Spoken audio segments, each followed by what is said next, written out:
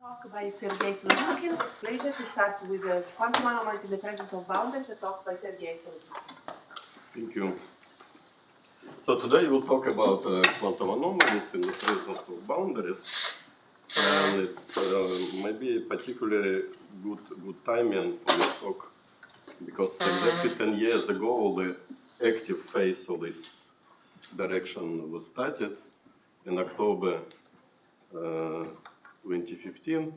Two papers appeared, one paper by Chris and collaborators, and the second by François-Rabelais, where they computed boundary terms in the conformal anomaly. And I thought maybe I should give some sort of review of this activity in the last 10 years. But that review would not be complete because, you know, like all people are divided on those who like cats and those who like dogs. And people studying conformal anomalies are divided on those who compute correlation functions and those who compute hit kernel coefficients. And it's observational fact that these two groups are not intersecting. So I am a hit kernel guy, so I will review the activity in this part of the story. So that is my brief plan. I will discuss conformal anomalies in various dimensions, focusing on boundary terms, and then chiral anomaly, and then last part I will discuss possible experimental manifestations of the anomalies. So what is let's start with basic. Conformal symmetry is a symmetry of a theory under rescaling, local rescaling of the metric. Classically, stress-energy tensor is traceless, and when we quantize using different methods, stress-energy tensor is not traceless anymore, and that was the discovery of Duff and Kapper in the 70s.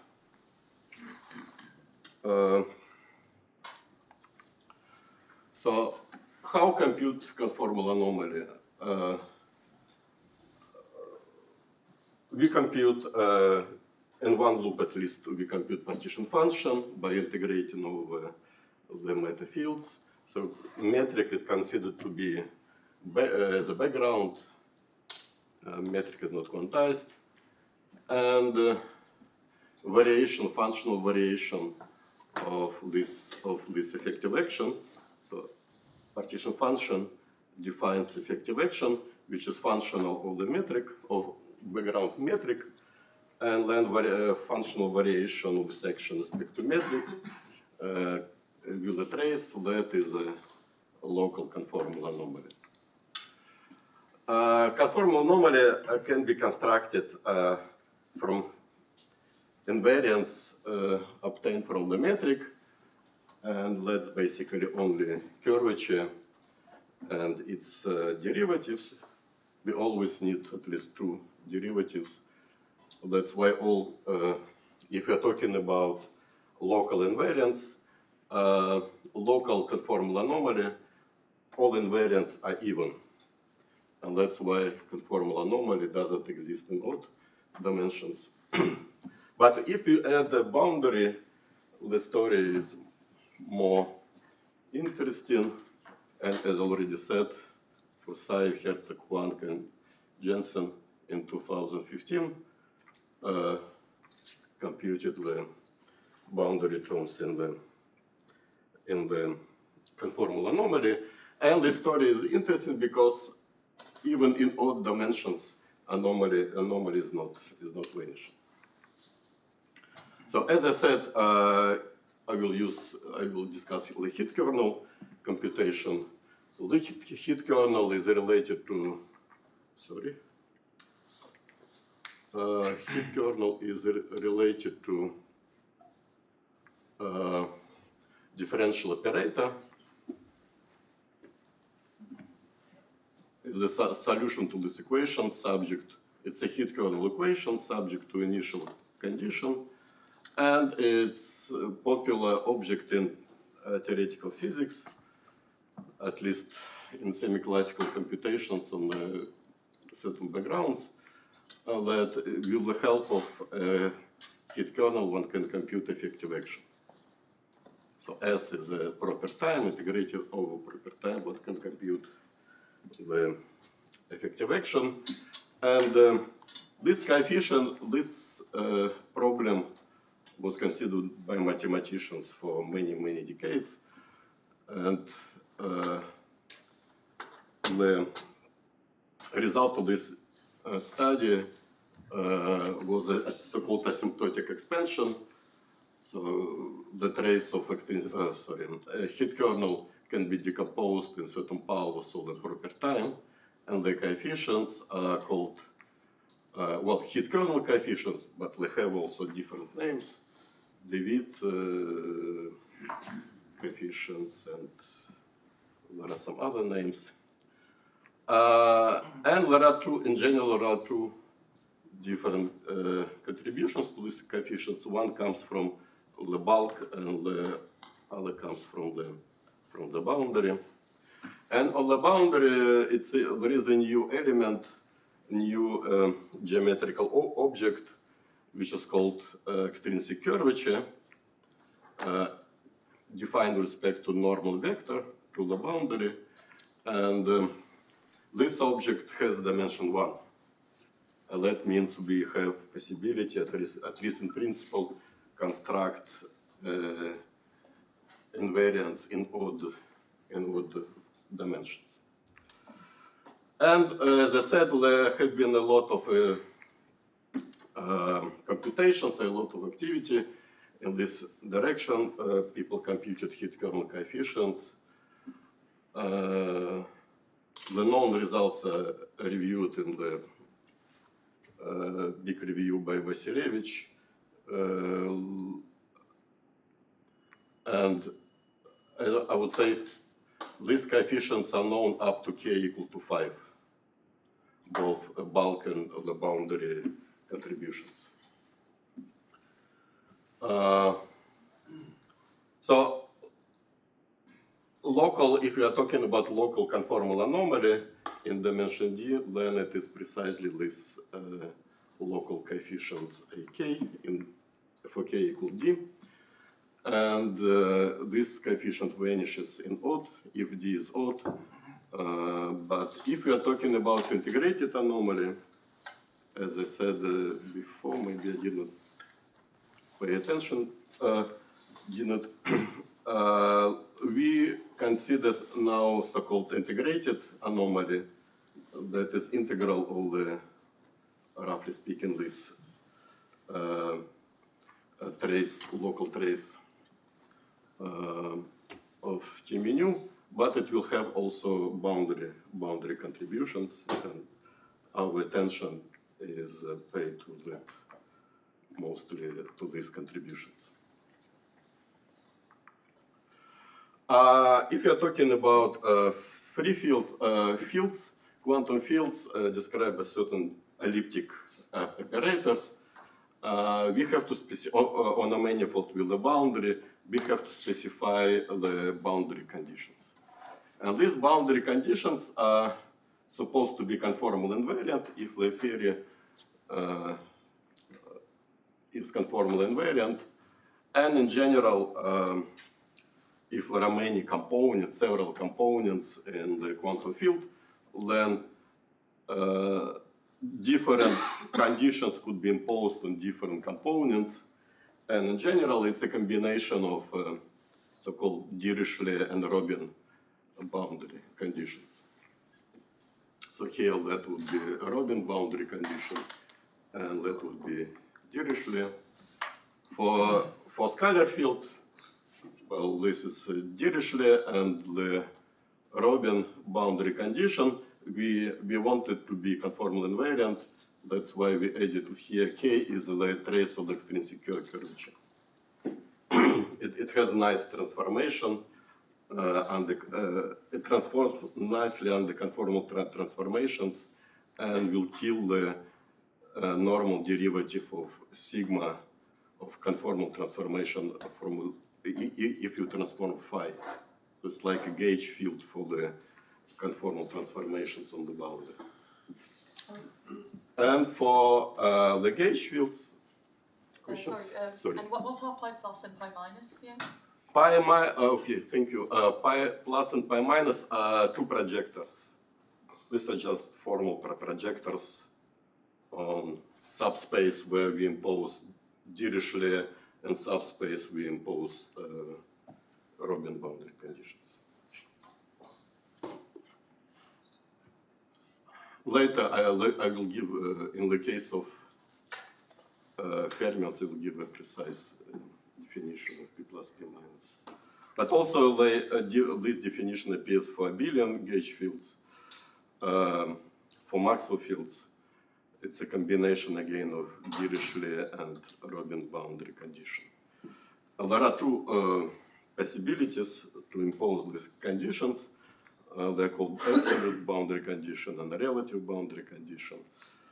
They look a bit different, but the result will be, for the anomaly, will be basically the same. And also there is a ghost field. We also have to impose boundary condition on the ghost field. It's either Robin or Dirichlet. If you're talking about local conformal anomaly, there is a sort of classification theorem due to Deser and Schwimmer. Anomaly is divided on two classes, type A and type B. Type A anomaly is what comes from topological Euler density, its total derivative. And type B is what we can construct from Wild tensor and its covariant derivatives.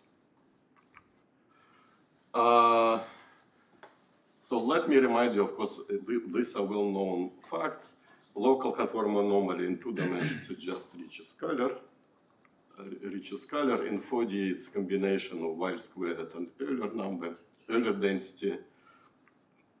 In 6, there are 4 possible terms: Euler number, Euler density. And in this story, we have to separate. There could be different Euler densities appearing either in the bulk or on the boundary. So here I'm talking about bulk. So this E6 is Euler density in the bulk. And from Wild tensor, we can construct 3 different invariants. 2 first invariants are more or less obvious, it's just algebraic different contractions of cubic third power of Wild tensor.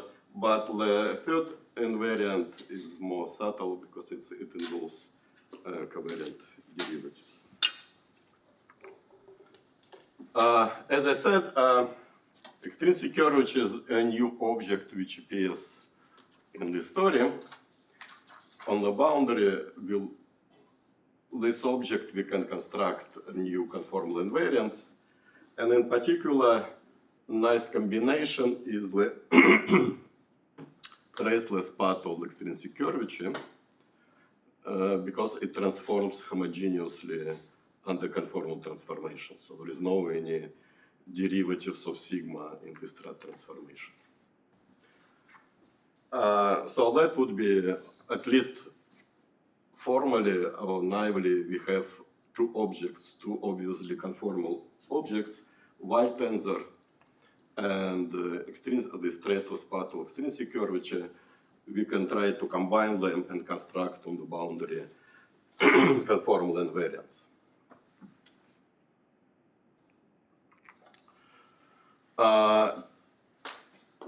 Let's start with 3 dimensions. Integrated conformal anomaly has 2 contributions. One is the Euler number of the boundary. Euler number of odd dimensions is 0. So Euler number of the boundary would be non-trivial. Boundary here is 2-dimensional. And the second contribution can be constructed from this traceless part of the extrinsic curvature.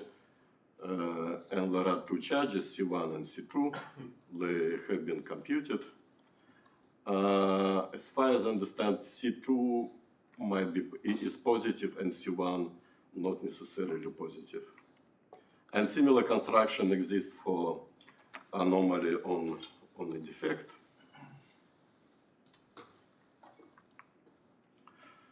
In 4 dimensions, so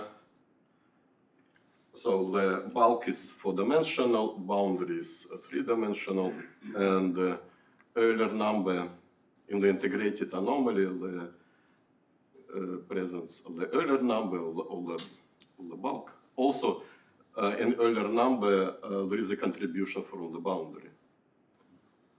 So not only type B anomalies sort of modified, but also type A anomaly gets some contributions from the boundary. And with these boundary terms, this guy is a topological invariant. And here we have, well, this is what we had in the bulk, just y squared integrated over the entire manifold with a B charge.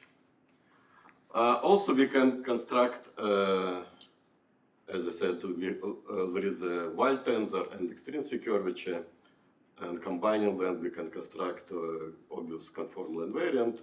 So here, Weyl tensor is projected on 2 normal vectors, and the 2 other indices contracted with extrinsic curvature. That is a conformal invariant.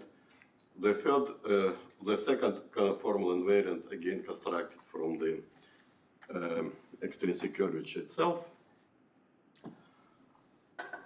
And yeah, I will discuss it in more detail, but notice here that a priori these 2 terms may come with arbitrary, well, this coefficient in principle can be different, not related to that coefficient, but for free fields, that is a result of precise computation, there is such a relation between these 2 charges. The new C charge, there is a new C charge, was also computed, also in prehistorical time, by Malbert and Dawkins and Schofield, and also by Forsyth. We see that C charge does depend, its value does depend on what kind of boundary condition we are using, Dirichlet or Robin. And for gauge field, for Maxwell field, it doesn't matter. Absolute or relative, the C charge is the same.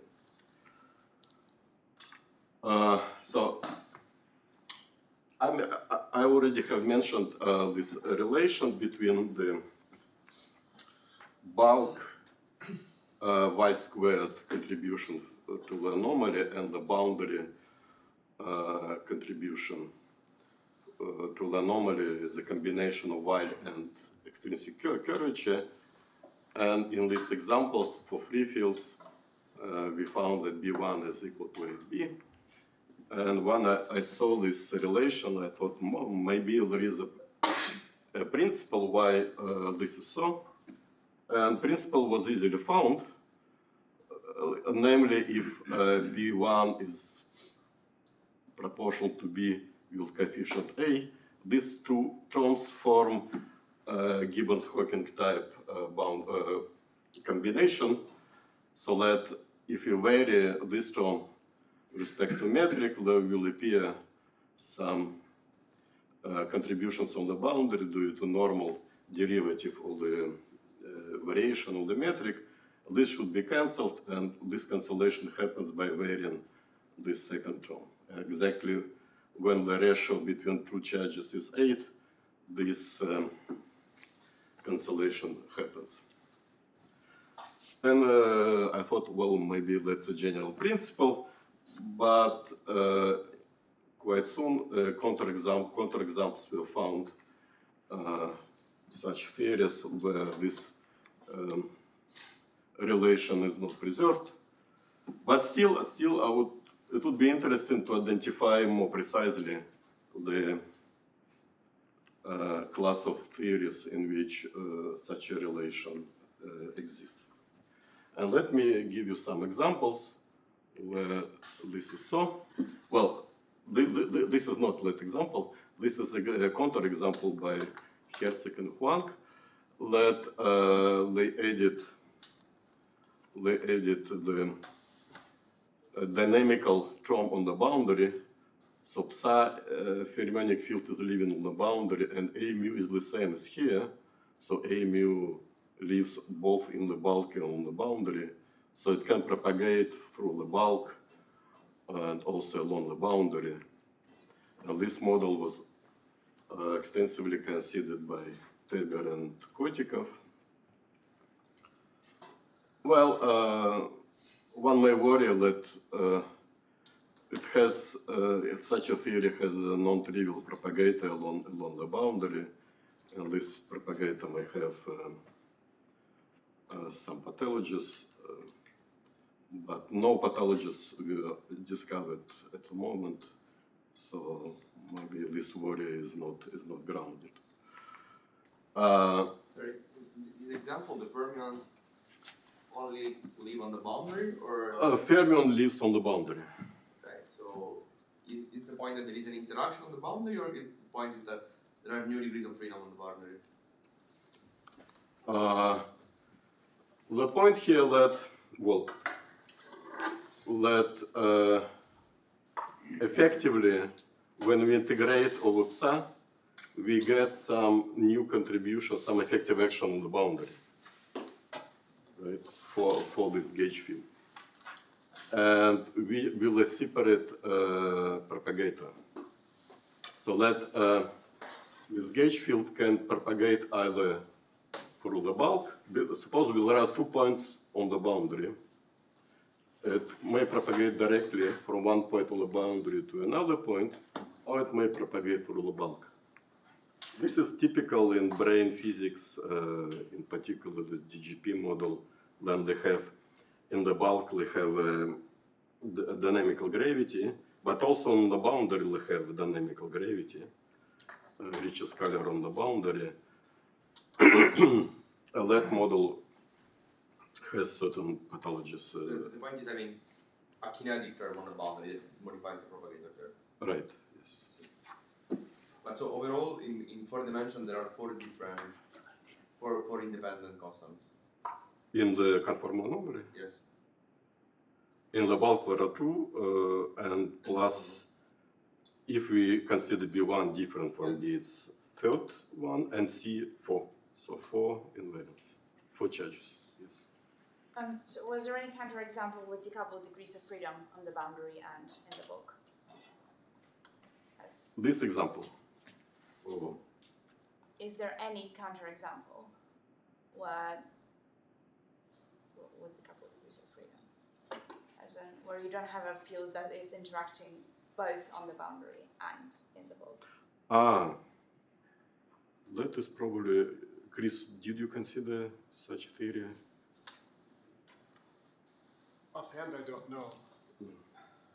Charlotte was talking about some other counterexample during the program that she had found. I don't remember the details at the moment. Yeah. I have another idea that maybe we should consider theories which don't have any propagating degrees of freedom on the boundary.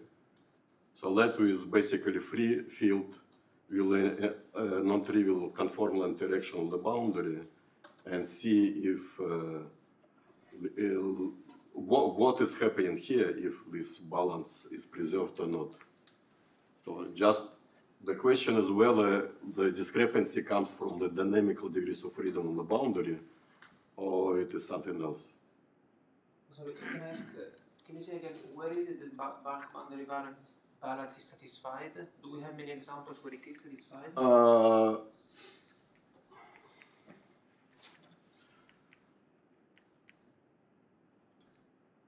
I did not put it, sorry.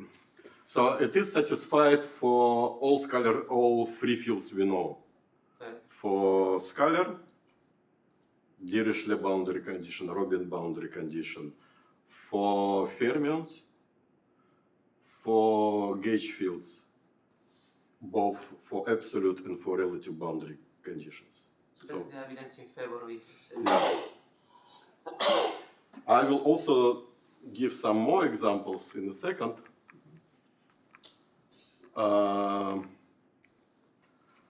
So-called holographic boundary CFT. In the holographic case, there is a maybe technical problem.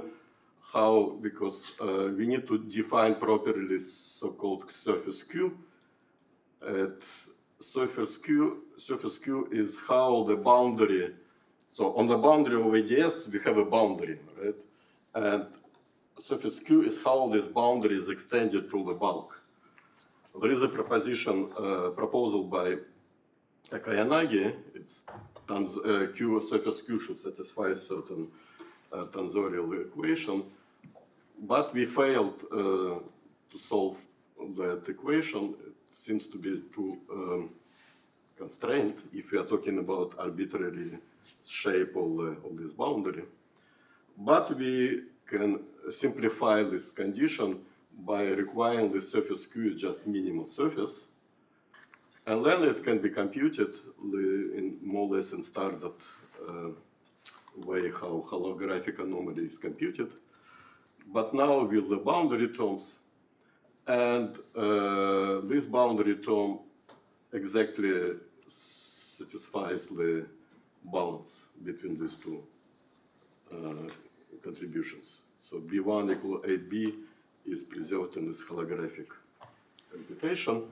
But it should be like that because for free field n equal 4 super multiplet, we can do this computation using the free field approximation, and we get the balance.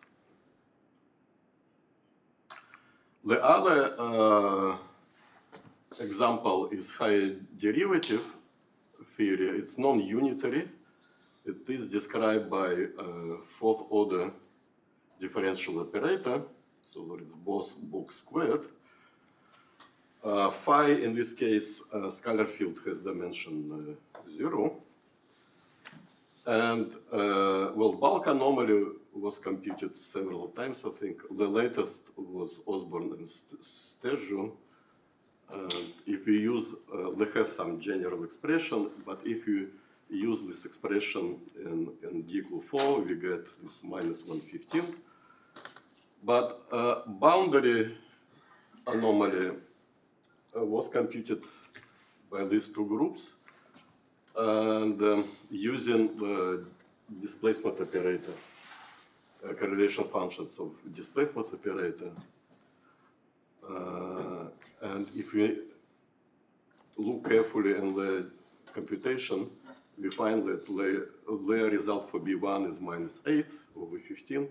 And again, we see the the balance between these two theories, between these two terms.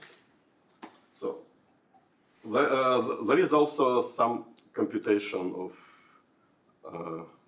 that may be relevant of fermionic. There is a fermionic version of this higher derivative CFT. It would be nice to see if similar relation is preserved in that case too.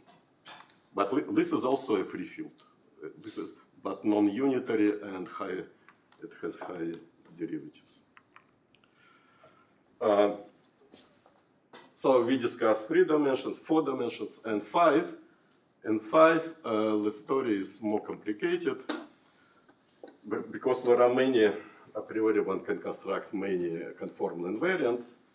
5 bulk is odd dimensional, so there is no Euler density in the bulk. But there is Euler number on the boundary.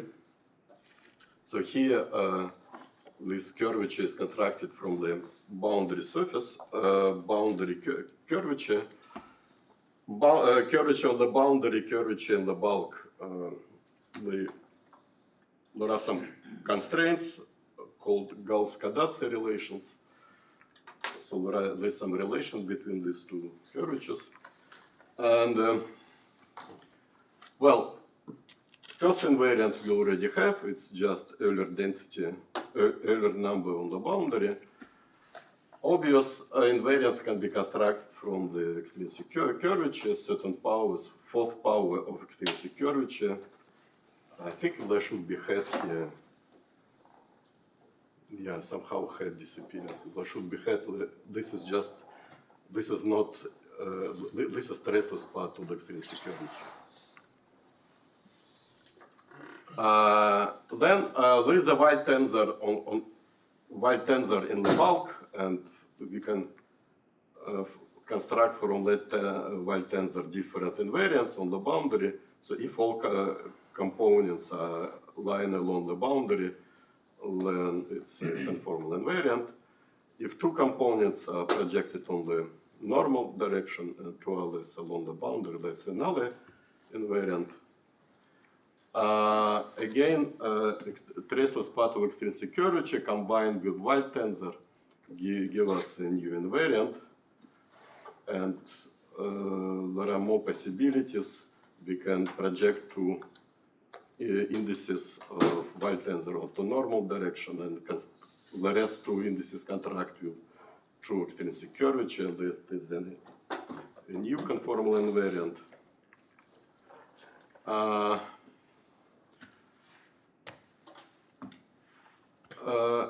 Well, also if one index is living in normal direction, three others are living in the tangent direction, that will give us a seventh invariant constructed from the Weil tensor.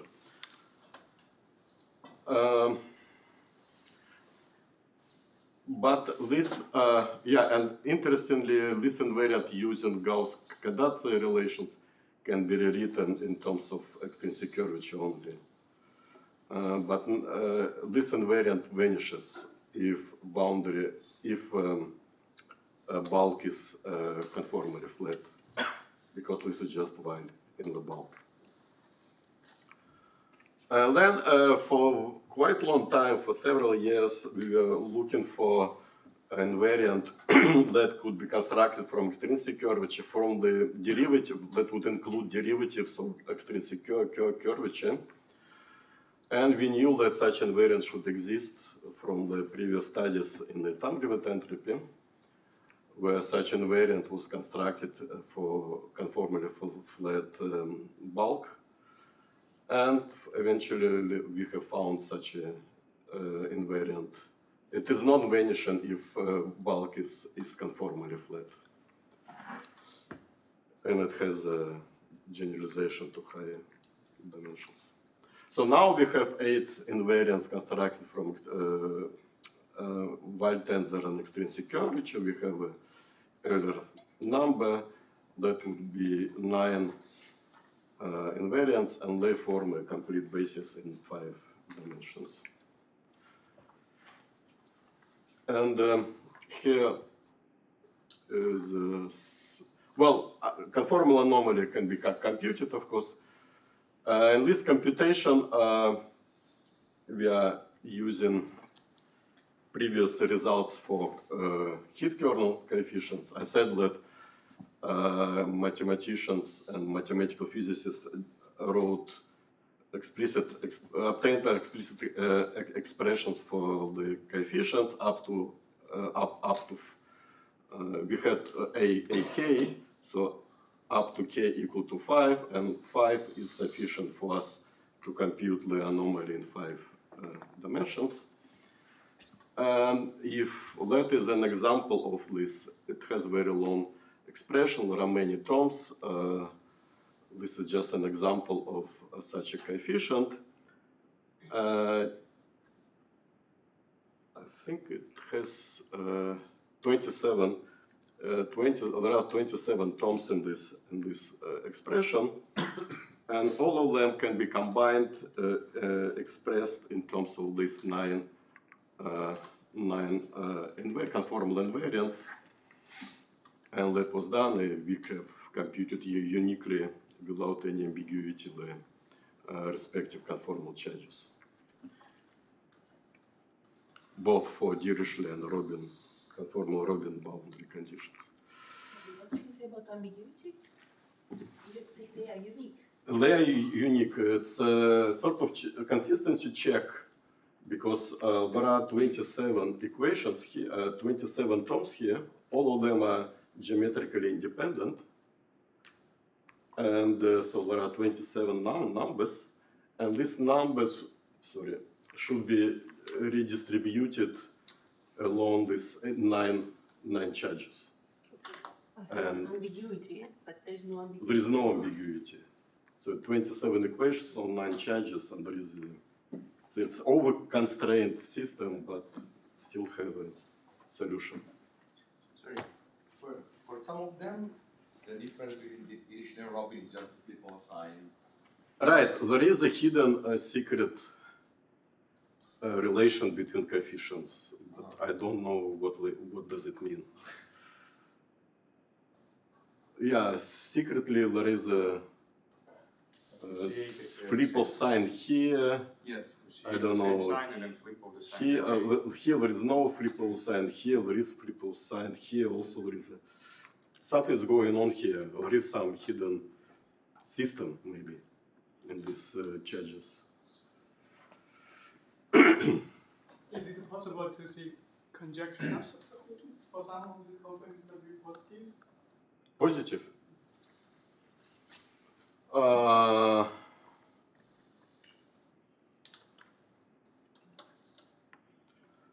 Well, not immediately. I don't. Well, at least for this, because we don't have much. Well, later we also computed these charges for fermions. This A charge is not positive. Also, it's not positive in 3 dimensions. There could be some C charges which are positive, because remember in D equal 3 there was this trace K cube, and charge which corresponds to that term was positive. I think that universally is positive. Which one is the displacement 2-point function here? Do you remember? Displacements, it's my question to you.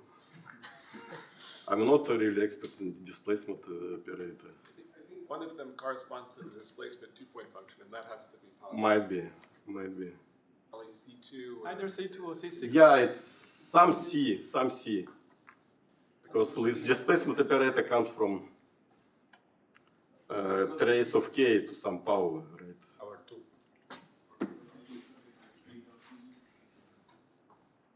So, yes, there should be some positive, obviously positive charges here. Okay, fermions. So, story with fermions a bit more complicated. So again, we can either, the basic condition imposed on the fermionic field is that fermionic current should vanish on the boundary. Let's more or less give us the Dirichlet boundary condition. But it's just a condition on half of fermionic degrees of freedom, and we need a second condition, which is happens to be a Robin time boundary condition. And these projectors, P plus and P minus, in this construction are such that P minus commutes with, so gamma matrices can be separated on gamma n and gamma a. Gamma n is a normal component, gamma a is the component along the boundary. So P minus should be commute with gamma a, give us P minus when it commutes with gamma n. That means that this chi should anti-commute with gamma n and commute with gamma a. And it even dimension, it is made by this construction chi is just a product of gamma n and gamma, which we call chirality matrix. But in odd dimensions, there is no chirality matrix. There is no such a gamma matrix which anti-commute with all gamma matrices. And that's why we propose that a natural way to discuss this in odd dimensions is to use so-called Dublin representations. Basically, instead of considering fermions in dimension D, we consider fermions in dimension D+1 and respective gamma matrices. Then there are two extra gamma matrices, gamma D and gamma, and the chirality matrix in D dimensions, and that will, any of them would serve as a chirality matrix here. And the second would give us the chiral transformations for fermions, so that we will have a chiral symmetry. Sorry, can I ask, can you say again what is that gradient-like operator in the first line? In the first line, yes, which operator? That one. That one? Yes. This is normal derivative. So in the boundary condition, you have also the normal derivative of the fermion? All right, yes. Okay. If I think if it couples to gauge fields, this is non-trivial operator. It's well described by Vasilevich. If there is a gauge field, it also will contribute here. No, because naively I was expecting, since it's first order, that the boundary condition would just involve the fermion, not also the derivative of the fermion. No, actually, we need this Robin boundary condition because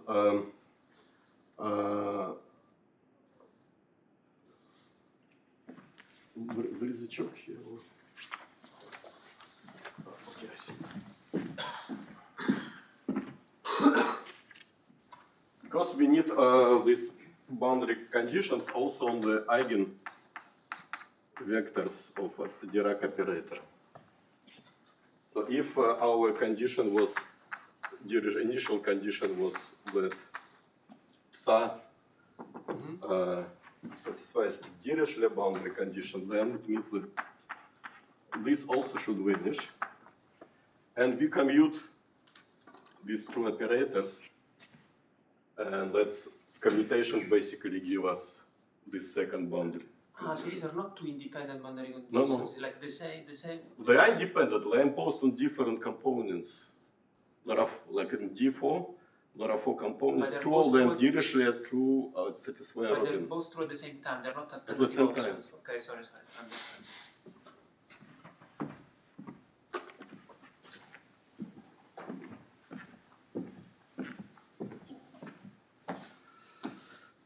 Okay, and that makes us able to discuss the chiral anomaly in this case, and also how chiral anomaly is influenced by boundaries terms. And in general, that is the expression. There is a contribution from the bulk, and there is a contribution from the boundary. It is living on the boundary. In D equal 3, non-trivial contribution comes from the gauge fields. On the boundary,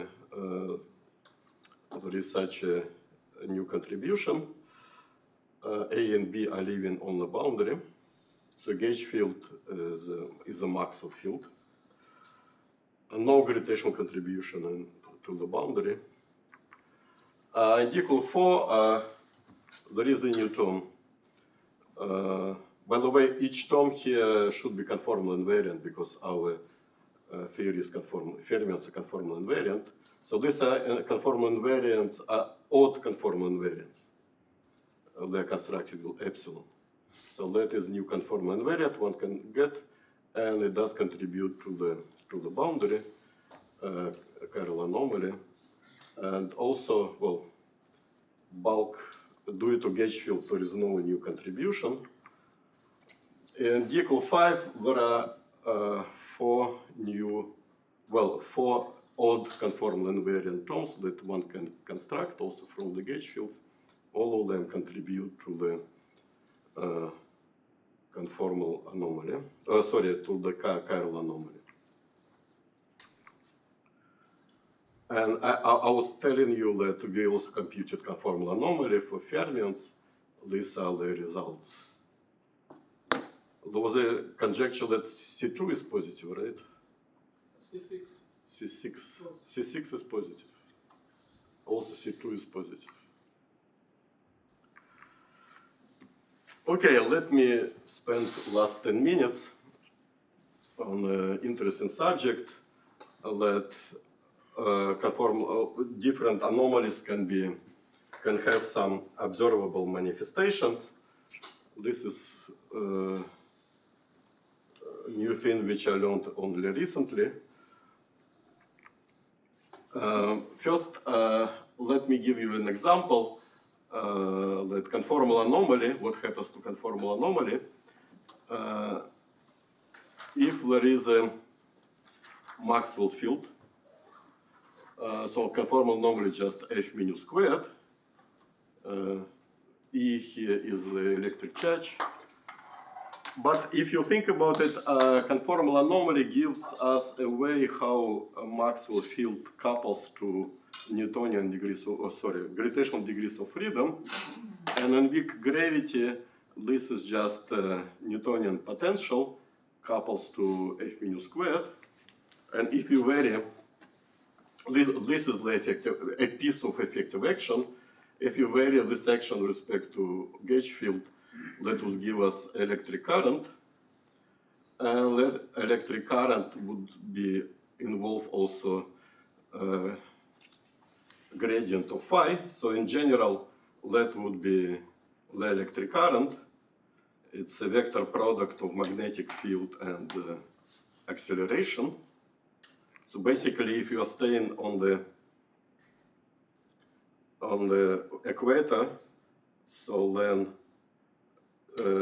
acceleration goes down, magnetic field goes to the north, and there would be a current along the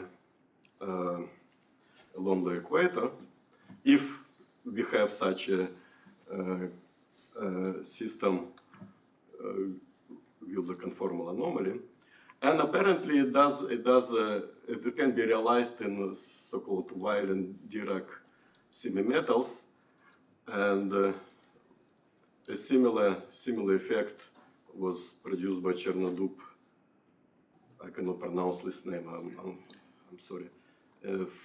Vozmediana. And in the equilibrium, if there is a distribution of temperature, gradient of temperature is compensated by acceleration. That's why that is basically the same expression as here, only in terms of gradient of the temperature. The second effect is very well known, so-called chiral magnetic effect, and it says that there is an anomalous current proportional to external magnetic field. The coefficient here involves mu5. Mu5 is a chiral chemical potential, and it originates from the chiral anomaly, from local chiral anomaly. So there is a contribution from gauge field, there is a gravitational contribution. So here, gravitational contribution is not taken into account, but also only this first term is interesting. Then this anomaly can be integrated in the sense that we can derive effective action from which we can get this anomaly. And the trick here is to localize chiral symmetry and introduce chiral gauge field, A5. Then that is the action that produces such an anomalous current. If we compute functional derivative with respect to A5. But in this science, it's quite often one imposes a condition that only zero component of this chiral field is non-vanishing, and it is identified with the chiral chemical potential. And well, now it is a functional of both A5, A mu. A variation with respect to A mu gives us a current, electric current, that takes this form, and it is exactly this current, because only zero component of wave 5 is non-vanishing. That is basically a magnetic field. There is also here gravitational contribution that also can produce some interesting effect. That is a similar effective action for that part of the anomaly. K mu is constructed from Christoffels. And variation, so this action is functional of A mu 5 and all the metric. Variation with respect to metric give us anomalous stress energy tensor that was previously computed in the literature. But in this case, when A0 is just a constant, it takes a simpler form. And in weak field approximation, a metric can be decomposed on scalar, vector, and tensor. Tensor is basically gravitational wave. Phi is Newton potential, and W is a vector which is responsible for rotation. And then we see that there is anomalous contribution to stress energy tensor due to this anomaly. There is a contribution from vector W and from also gravitational wave part. It is interesting that there is an analogy between gravitational field and magnetic field. So basically this vector W can be associated with an analogous vector field. And it is non-trivial. It is created by total angular momentum of the system. And one can define a respective gravitomagnetic field B in the usual way. And if you look at this first equation here, it's a T0I, it's a flux in direction I. It is a vector which defines a flux. And that equation can be interpreted in this way as a relation between this flux and the magnetic field. There is delta. Delta is the Laplace operator, but it has some similarities with chiral magnetic effect. Boundary chiral anomaly may also, in 2+1 dimensions, may also lead to certain observable effects. So in this construction, we could think about this 2+1 dimensional system as embedded in 4-dimensional space-time. So the 4-dimensional fermions would be living on this 2-dimensional disk with a boundary, and then on the boundary of this disk, they would have anomalous contribution. And again, it comes from, this anomaly comes from this effective action, and variation with respect to vector field would give us, maximal field would give us an anomalous current. In this case, current is a constant current along the boundary. Okay, so let me conclude. If you are talking about, if you include boundary in our consideration, then life is more interesting, and there are many new conformal invariants, both in conformal, let appear both in conformal and chiral anomalies. We discussed we gave a complete set of even and odd boundary conformal invariants in various dimensions. And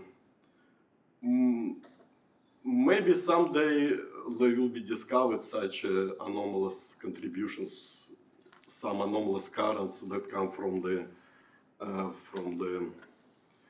chiral or conformal anomaly, then it would be very interesting to see if it really happens.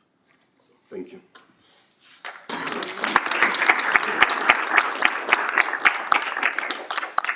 So, yes, this last part was very, very intriguing. So has anyone thought about observational consequences? So, for example, in gravitational radiation, say very close to black hole mergers, for instance, when you have really strong field gravity, so there should be some impact of waveforms, perhaps. You're referring to this part? No, you're vesicle to Laplacian E. Ah. I thought about this a little bit, actually, when I was here, because there is an exact expression for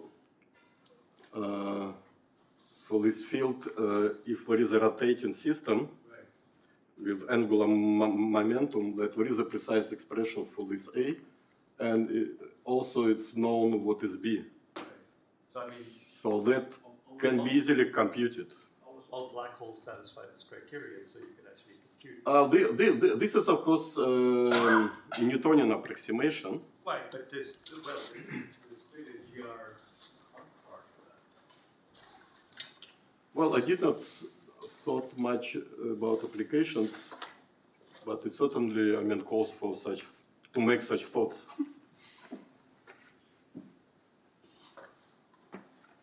You can talk about non-abelian gauge fields. Because there is nothing to say. Well, the chiral magnetic effect is not. It was non-abelian. Non-abelian gauge fields, well, I would say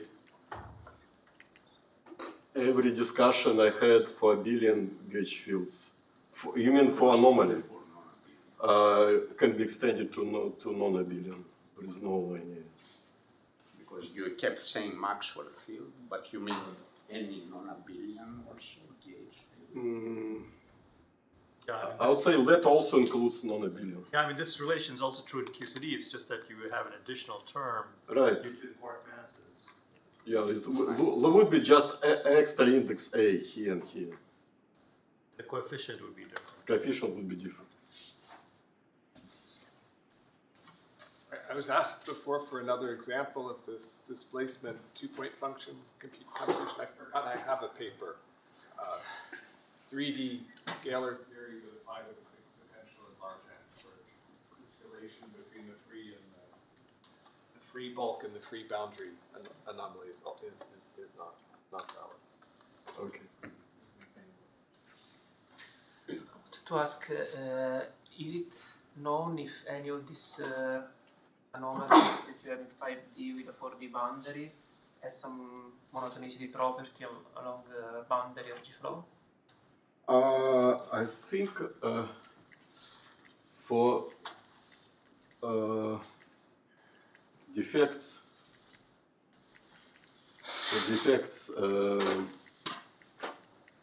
sorry. For defects, no, it's yeah. For defects, in this paper, I think they discussed monotonicity of C2. This is a 3-dimensional bulk, yeah. But you discuss also 5-dimensional bulk, right? No. In 5 dimensions, I don't know such a result. Okay. Well, there should be an analog A central charge, because your boundary is 4 dimensional. You mean this is central charge? No, in this case, it's B central charge. That's fine. It's asking the 5 dimension. Sorry, maybe I misunderstood your question. No, I thought maybe I misunderstood. I thought at some point you discussed the case of 5-dimensional bulk with 4-dimensional boundary. Right. Right, so I was asking about that setup. In that setup... In that setup, you're asking if there is any monotonic... If one of these anomalies that's supported on the 4-dimensional boundary behaves in a way similar to the A anomaly in 4-dimensional I'm not aware of any results in this case. There was a paper by you. Also in 4 dimensions. Okay, nice. It must be C2 or C6. So from the table, only these two are positive symmetry. Okay.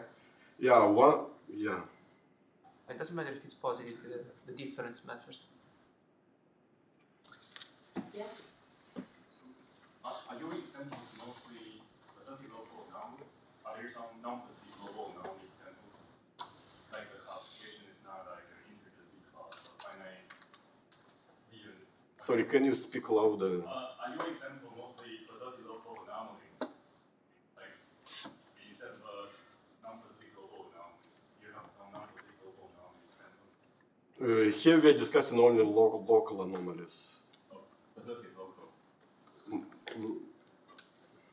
Final graph anomalies. Global anomalies. You are talking about global anomalies? Yeah, non-positive global anomalies. You have some examples. No, we don't have it. Other quick comments? If not, let's thank again.